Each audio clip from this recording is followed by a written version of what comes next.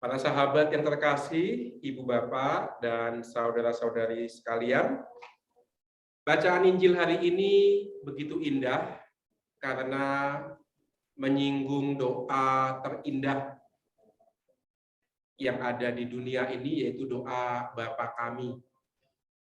Doa Bapa kami bisa dikatakan Injil yang dipadatkan.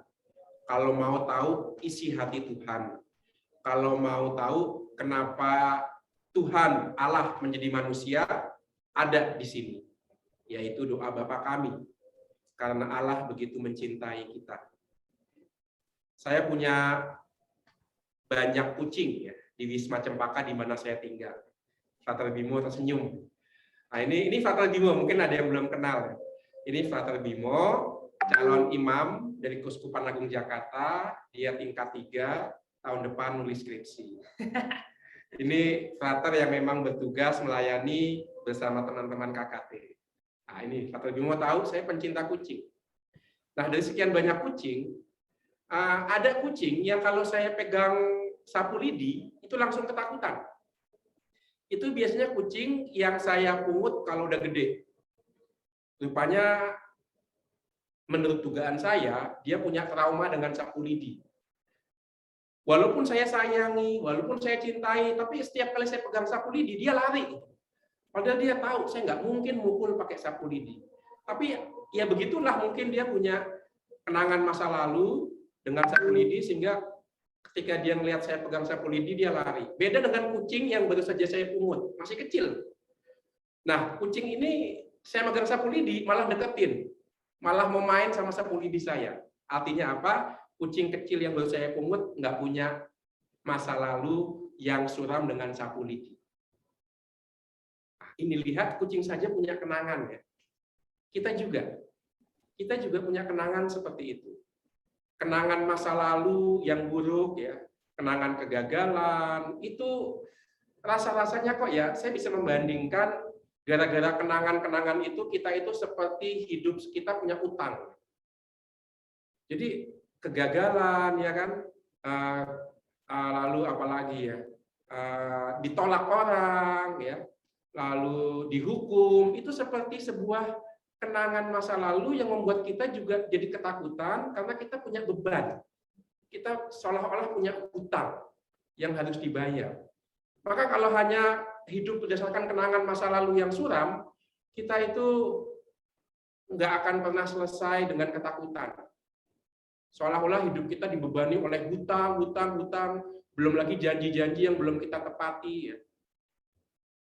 Sebenarnya, kalau boleh dikatakan, yang paling hakiki, kita itu hanya punya satu hutang, yaitu kepada Tuhan. Hanya itu. Karena hidup kita dari Dia, bukan dari orang lain. Ya tentu orang tua juga. Orang tua ingat 10 perintah Allah ya. Setelah perintah kepada Tuhan, langsung disambung perintah kepada orang tua. Jadi kalau boleh dikatakan hidup kita itu berhutang kepada Allah dan orang tua. Karena dari merekalah kita hidup. Tetapi menarik bahwa dalam doa Bapa kami, kita diizinkan menyapa Allah sebagai Bapa. Artinya apa? Artinya hutang-hutang kita dihapus. Kita nggak dianggap lagi berhutang sama Allah. Mana ada bapak yang nuntut pembayaran hutang kepada anaknya? Nggak ada kan? Mana ada seorang ibu yang berkata, anakku kamu udah gede, kamu udah bisa cari kerja, bayar dong sewa kapling rahim ibu 9 bulan, sini. Nggak ada.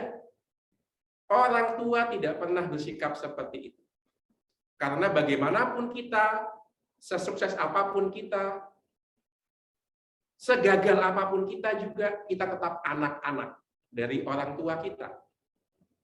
Maka ketika Yesus mengajarkan doa Bapa kami kepada kita, dia mau mengatakan hutang kalian yang begitu besar di hadapan Tuhan, karena Allah memberikan kamu hidup, Allah memberi kamu cinta, maka kamu punya hutang sebenarnya mengembalikan kepada Allah, itu dilunasi. Kamu tidak perlu membayar hutang kepada Allah karena kamu sekarang anak-anak Allah Bapamu di surga. Itu mirip dengan kisah perumpamaan anak yang hilang. Anak yang hilang udah minta warisan kepada bapaknya, dihambur-hamburkan, dia pulang, dia mengatakan, saya nggak layak jadi anak bapak, jadikan saya pelayan karena warisan bapak yang saya hambur-hamburkan nggak saya bayar lagi. Si bapak nggak mikirin soal warisan yang sudah diambur-amburkan. Yang penting kamu sudah kembali anakku, itu. Maka para sahabatku yang terkasih, doa Bapa kami membawa kita kembali ke dalam sebuah perasaan, pengalaman bahwa kita layak hidup karena Allah adalah Bapa kita.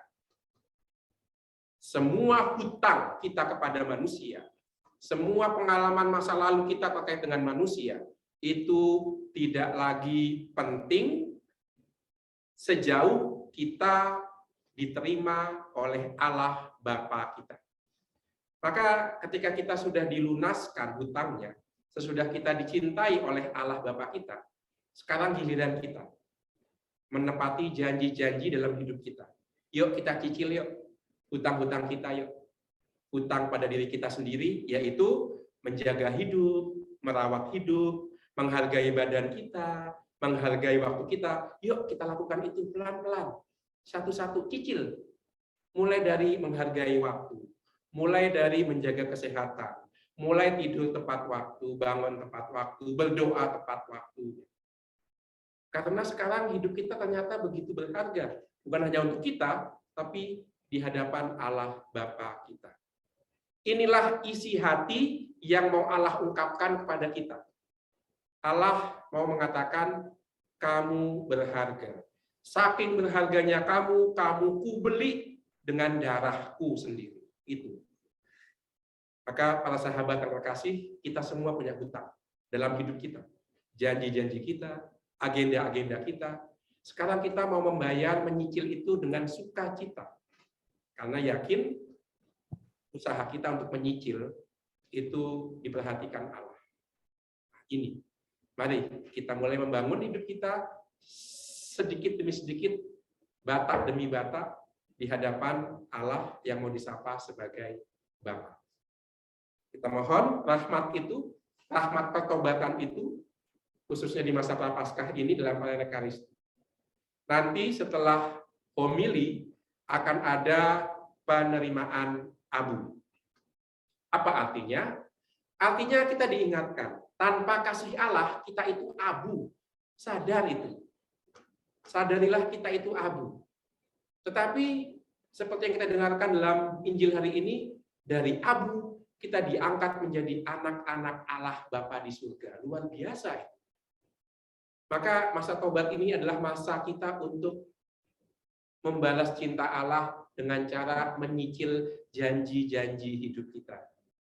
Menyicil perbaikan hidup kita. Hari lepas hari. Bukan sekedar perkara moral, saya jadi orang baik, bukan.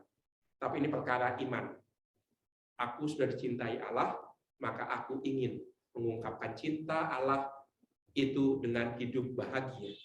Seperti halnya tidak ada orang tua yang tidak ingin melihat anaknya bahagia.